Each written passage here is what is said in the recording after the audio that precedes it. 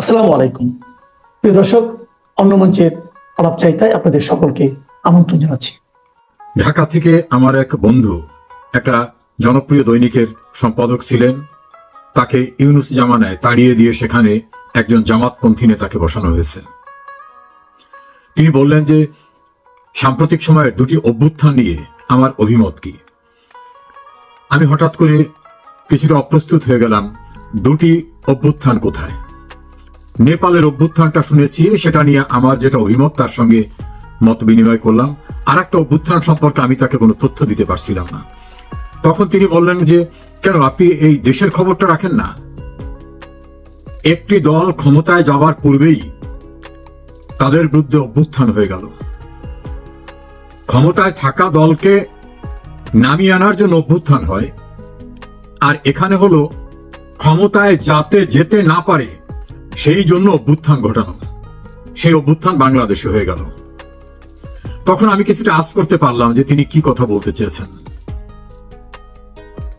BNP 2024-এর 5 August প্রধানমন্ত্রী শেখ হাসিনাকে ক্ষমতা থেকে সরিয়ে দেওয়ার পরে সারা বাংলাদেশে যত মব হয়েছে, চাঁদাবাজি হয়েছে, বাজারঘাট দখল, গরুর হাট দখল, মাছের লিজ দখল, ব্যবসা কোম্পানি দখল, স্কুল কলেজের গভর্নিং বডি দখল,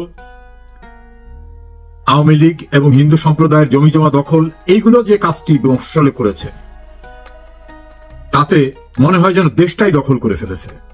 তাদের নেতা জনাব তারেক রহমান তার নির্দেশে বহু দলীয় নেতাকর্মীদের বহিষ্কার করেও এই দখল বাণিজ্য বন্ধ করা যায়নি। অপরদিকে জামাত ইসলামী তারাও ভয়াবহ দখল করেছে। দখলের ভিতরে পার্থক্য, বিএনপি করেছে হাট বাজার ঘাট ইত্যাদি ইত্যাদি, আর জামাত করেছে বিশ্ববিদ্যালয়ের ভিসি সরিয়ে ভিসি দখল, সাংবিধানিক বেশ কয়েকটা প্রতিষ্ঠানের প্রধানের পদ দখল, আইন শৃঙ্খলা রক্ষার দায়িত্বে নিয়োজিত ব্যক্তিদের শীর্ষ এবং দ্বিতীয় শীর্ষ তৃতীয় শীর্ষের জায়গাটি দখল, সচিবালয়ের যারা প্র্যাকটিক্যালি কাজ করেন সেই সকল পদগুলো দখল। এভাবে তারা ইন্টেলেকচুয়াল জায়গা দখল করা সহ ব্যাংক দখল অন্যান্য দখল করে তাদের এস্টাবলিশমেন্টটাকে একটা স্থিতিশীল জায়গায় নিয়ে আসছে যেখান থেকে সবকিছু করা সম্ভব। আর বিএনপির মাঠ পর্যায়ের নেতাকর্মীরা তারা ব্যস্ত হয়ে গেছেন স্বল্প পরিসরে অর্থবিত্ত লুটপাট করতে। এতে এতটা ইমেজ সংকট হয়ে গেছে, জামাত তো ক্ষমতায় যাবে এমন অবস্থায় ছিল না। বিএনপি ক্ষমতায় যেতে পারে যেহেতু আওয়ামী লীগ নাই, ফলে বিএনপি যাতে যেতে না পারে, এই লুটেরা যাতে যেতে না পারে, দখলবাজরা যাতে যেতে না পারে, এমন একটি শোরগোল উঠে গেছে সারা দেশে। এবং সেটাকে একেবারে বারুদের মতো ছড়িয়ে দিয়েছে জামাত ইসলামী এবং এনসিপি। তারা বলেছেন এক স্বৈরাচারকে উচ্ছেদ করে আর এক স্বৈরাচারকে বসাবার জন্য না। স্লোগান দিয়ে বলছেন চাঁদা আদায় হয় পল্টনে, চলে যায় লন্ডনে। এভাবে সারা দেশে বিএনপিকে চাঁদাবাজ দখলবাজ হিসাবে মোটামুটি পরিচিত করে দিয়েছে। আর বাস্তবেও চাঁদাবাজি দখলবাজি প্রচুর হয়েছে, এটা অস্বীকার করার কোনো কারণ নাই। ফলে কেন্দ্র থেকে যতই চাপিয়ে রাখার চেষ্টা করা হোক, বাস্তবতা হচ্ছে চাঁদাবাজি দখলবাজি সন্ত্রাস মামলা বাণিজ্য এমন পর্যায়ে গেছে যে বাংলাদেশের ইতিহাসে এই ভয়ঙ্কর অবস্থা কখনো হয়নি। ফলে ক্ষমতায় যাওয়ার আগেই ক্ষমতায় যেতে পারবে না এই অভ্যুত্থান হয়ে গেল বিএনপির বিরুদ্ধে। তার চূড়ান্ত আকার ধারণ করল ডাকসু এবং জাকসু নির্বাচনে। ডাকসুতে বিএনপি যাদের সঙ্গে রাজনীতি করতেন, একসঙ্গে জোটবদ্ধ হয়ে রাজনীতি করতেন, জামাত ইসলামের ছাত্র সংগঠন ছাত্র শিবির এবং বিএনপির ছাত্র দলকে বলা হতো এক বৃন্তের দুই ফুল, এমনও বলা হতো দুই ভাই একই পরিবারের, মানে এত আপনজন, একই মায়ের দুই সন্তান। এখন সেই অন্য সন্তান বিএনপিকে ফাইনালি সাইজ করে দিয়ে দিয়েছেন। দেউলিয়াপনা কাকে বলে? বিএনপির নেতারা, আমি ইমরান সালে প্রিন্সের একটা বক্তব্য শুনলাম, তিনি বলছেন যে রাজাকারদের বাপদের ফাঁসি দিয়েছিল শেখ হাসিনা ওরা তাদের সঙ্গে মিশে গেছে, ওরা বেঈমান, ওরা বিশ্বাসঘাতক। কেউ কেউ বলতেছেন, আসাদুজ্জামান রিপন বলছেন ছাত্রলীগের ভোটে শিবির নির্বাচিত হয়েছে। ছাত্রলীগের ভোটার নেতা তো দূরের কথা, কর্মী পর্যন্ত দেশের ভিতরে নাই বা বিশ্ববিদ্যালয় ক্যাম্পাসে নাই। এই শিবিরদের নাকি ছাত্রলীগ নির্বাচিত করেছে। আবার সালাউদ্দিন সাহেব তিনি বলছেন যে না, এই নির্বাচনকে আমরা মেনে নিচ্ছি। বিএনপি ছাত্র দলের ভিপি ক্যান্ডিডেট সে বলছেন আমার যে ইস্তেহার ছিল সব দাবি আমি আদায় করে ছাড়ব। ভয়ঙ্কর পরিস্থিতির ভিতরে অভ্যুত্থান হয়ে গেল। ক্ষমতায় যাবে, শুধু চেয়ারটায় বসতে বাকি, এমন একটি দলকে ক্ষমতায় যেতে পারবে না এমন একটি অভ্যুত্থানের ঘটনা ঘটিয়ে দিল দেশের মানুষ, এবং গুরুত্বপূর্ণ ভূমিকা পালন করলো তাদের দীর্ঘদিনের রাখি বন্ধন হরিহর আত্মা যাদের সঙ্গে, সেই জামাত এবং জামাতের ছাত্র সংগঠন।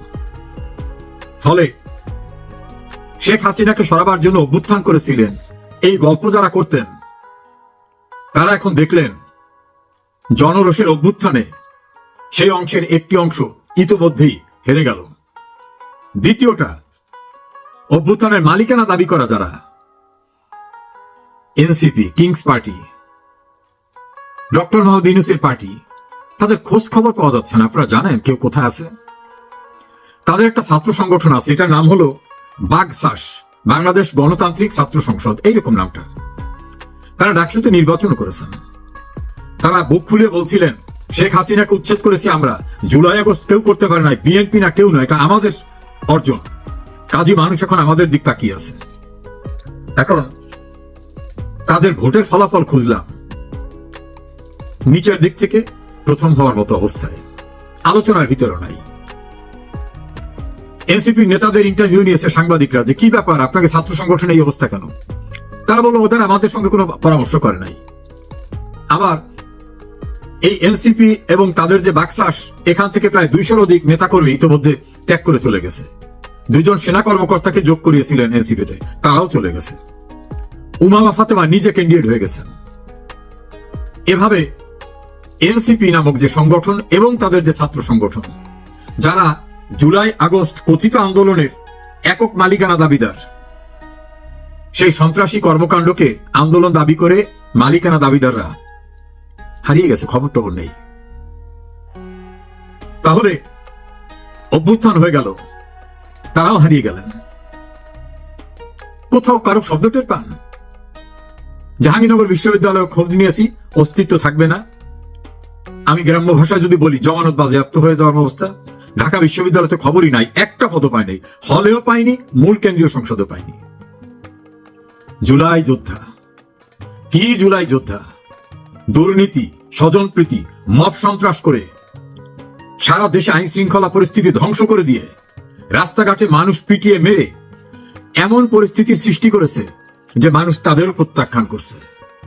এখন আর কোথাও যায় না।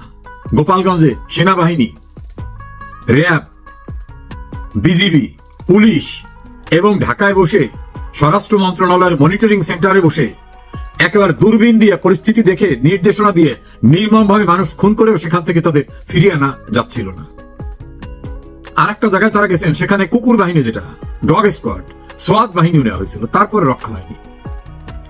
এখন যদি পুলিশ, আর্মি, র্যাব, বিজিবি না থাকে, তাহলে বাংলাদেশের কোথাও তারা যাওয়ার মতো অবস্থা নেই, কারণ জনরোষ এমন জায়গায়। তাদের নেতা লন্ডনে গিয়েছিলেন, হোটেল থেকে নামতে পারেন নাই প্রবাসী বাঙালিদের জনরোষে। তাদের আরেক নেতা আরেক দেশে গিয়েছিলেন, সেখানে এমন অবস্থা হয়েছে যে গভীর রাতে পুলিশের নেতাকে উদ্ধার করে হোটেল নিতে হয়েছে। তাদের আরেক উপদেষ্টা, তিনি গিয়েছিলেন আরেক দেশে, দৌড়ে এয়ারপোর্টে ঢুকতে হয়েছে। পৃথিবীর কোনো দেশ আর নিরাপদ নাই, বাংলাদেশ তো বটেই। তাহলে আমাদের উপসংহার কি?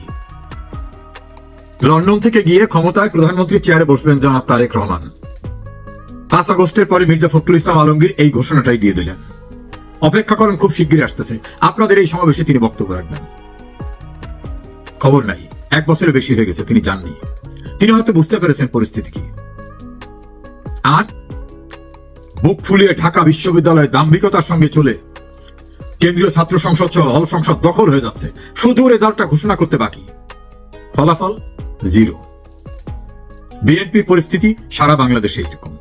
আর কথিত জুলাই আগস্ট আন্দোলনের সোল এজেন্ট, সোল মালিকরা ছাত্র সংসদ নির্বাচনে নাকি মানুষ তাদেরই আস্থা রাখবে, তাদের কোনো খবর নাই। ডাকসুতেও নাই, জাকসুতেও নাই। আমার ধারণা আর কোন সুতে আর কোথাও থাকবে না।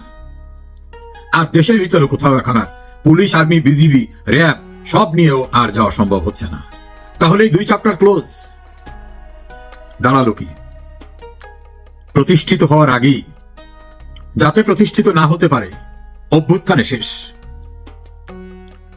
ওই সম্পাদক আমাকে বললেন, দুধকে যখন জাল দেওয়া হয় উতলে ওঠে, তখন অনেকের ধারণা আরে এত দুধ রাখবো কোথায়, আগুনটা যখন একটু নিভে যাওয়ার মতো অবস্থা হয় তখন দেখে উপচে পড়ে হাড়ির নিচে তলানিতে আর নাই।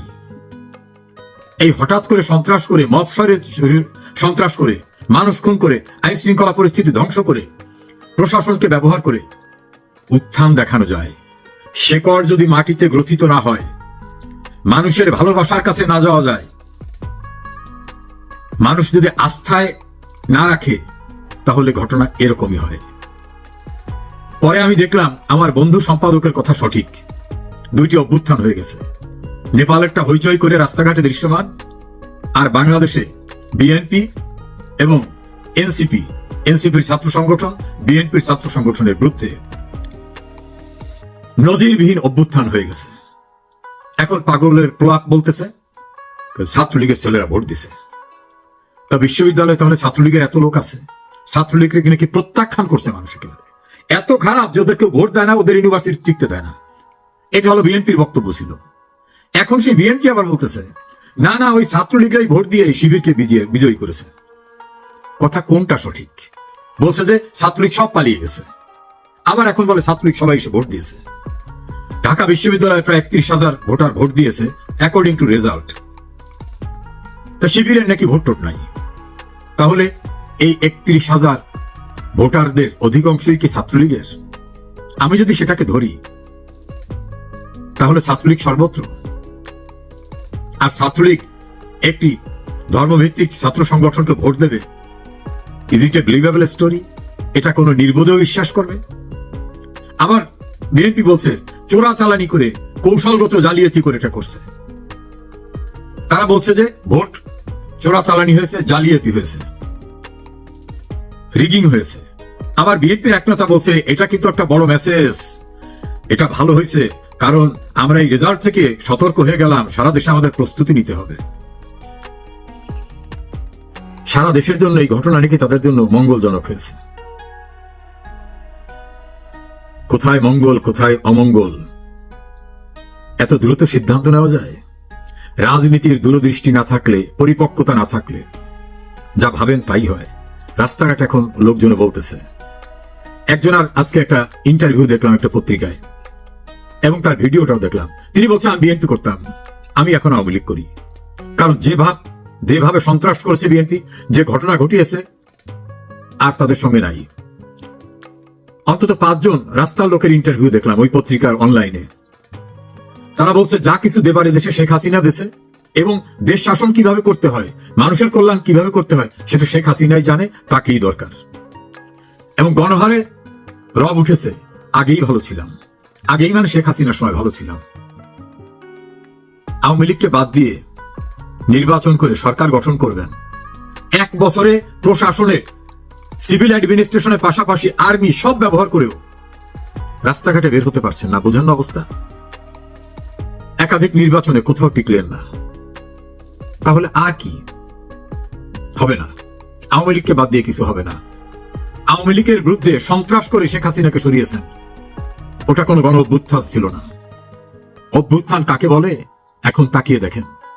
সারা দেশের মানুষ নাকি আওয়ামী লীগকে ঘৃণা করেছে, আওয়ামী লীগকে পরিত্যাগ করেছে। এখন সেই মানুষের কাছে army, RAB, BGB, BDR, dog squad, সোয়াত এত কিছু নিয়েও টেকা যাচ্ছে না, মঞ্চে বোতল মেরে দেয়। আর বিএনপি তো এখন ট্যাগিং হয়ে গেছে, ট্যাগিং না, এটা বাস্তবতা, দখলদার বাহিনী হিসাবে চিহ্নিত হয়ে গেছে। মানুষের ভয়, এমনকি যারা বিএনপি ডাইরেক্ট করে না কিন্তু মনে মনে আওয়ামী লীগ বিরোধী, তারাও বলে ক্ষমতায় যাওয়ার আগেই আমাদের লিস্ট থাকতেছে না, বাগান থাকতেছে না, ব্যবসা প্রতিষ্ঠান থাকতেছে না, ক্ষমতায় গেলে কি অবস্থা হবে। অতএব ক্ষমতায় এদেরকে আর নেওয়ার দরকার নাই। এই দুটি গ্রুপের উপরে মানুষ মুখ ফিরিয়ে নিয়েছে। আর বাংলাদেশ সাম্প্রদায়িক সম্প্রীতির দেশ, হিন্দু মুসলিম বৌদ্ধ খ্রিস্টানের দেশ। এই দেশে সাম্প্রদায়িক শক্তিদেরকে রাষ্ট্র ক্ষমতায় যাওয়া অসম্ভব, এবং তার পক্ষে কোনো প্রগতিশীল মানুষ কখনো ভোট দেবে না, এটা আমার বিশ্বাস এবং এটাই বাস্তবতা। এমনকি বিএনপির সঙ্গে ঐক্যবদ্ধ জোট করে জামাত যে ভোট পেয়েছে তার চেয়ে ভোট বাড়ার কোনো কারণ নেই। যদিও বাড়ে, তাতেই বা কত পার্সেন্ট বেড়েছে? ব্র্যাক বিশ্ববিদ্যালয়ের যে ইনস্টিটিউট ইন্টারভিউ নিয়েছেন, জরিপ করেছেন, তাতে জামাতকে যারা মুখ খুলেছেন তারা 10% ভোট দিবেন এটা বলেছেন, আর বিএনপিকে 12%, তাহলে 22%, আর এনসিপিকে 2%, আর আওয়ামী লীগ নিষিদ্ধ জানার পরেও 7% বলছে যে আওয়ামী লীগকেই ভোট দেবো। কত দৃঢ়তা তাদের! দলের কার্যক্রম নিষিদ্ধ, তারপর বলে আওয়ামী লীগকে ভোট দেবো। 14% বলছে কাকে দেবো আমি মুখ খুলবো না। তারা জানে যে মুখ খুলে যদি পরিচয় দেয় যে উনি কে, তাহলে মব নেমে আসবে। তাহলে 14 আর 7 কত হয়? 21। আর বিএনপি কত? 10, সরি, জামাত 10, বিএনপি 12। আর 48% মানুষ বলছেন কাকে ভোট দেবো এখন সিদ্ধান্ত নেয়নি। এই 48% মানুষের ভিতরে বিএনপি জামাত হওয়ার কথা না, কারণ দেশটা এখন বিএনপি জামাত চালায়। এরা যদি সেই রাজনীতির আদর্শ লোক হতো তাহলে তো তাদের দ্বিধাদ্বন্দ্ব থাকার কথা না, তারা নির্বিঘ্নে বলবে যে আমি বিএনপিকে, জামাতকে ভোট দেবো। তাহলে 48%, 14% এবং 7% সব মিলে প্রায় 72% ভোটাররা আপনাদের চায় না। আপনাদের বলতে বিএনপি, জামাত, এনসিপি কে চায় না। একটা দেশের 100-র ভিতরে 70-72 ভাগ মানুষ যাদের পক্ষে সিদ্ধান্ত দেয় না, চায় না, তারা কিভাবে জনপ্রতিনিধি হবে? তারা কিভাবে দেশ শাসন করবে? প্রশ্নই ওঠে না। তবে ভালোই হলো, নীরব অভ্যুত্থানে দুটি দল চূড়ান্তভাবে বিনাশ হয়ে গেল জনগণের কাছ থেকে। এটাই কিন্তু বাস্তবতা। আমার আজকের এই পলিটিক্যাল অ্যানালাইসিস দয়া করে মনে রাখবেন, আগামী নির্বাচনে মিলিয়ে দেখবেন। আমি ভবিষ্যৎ জানতা নই, কিন্তু রাজনীতির পথ পরিক্রমায় একজন ক্ষুদ্র কর্মী হিসাবে স্কুল ছাত্র জীবন থেকে শুরু করে অনেক অধ্যায় দেখেছি।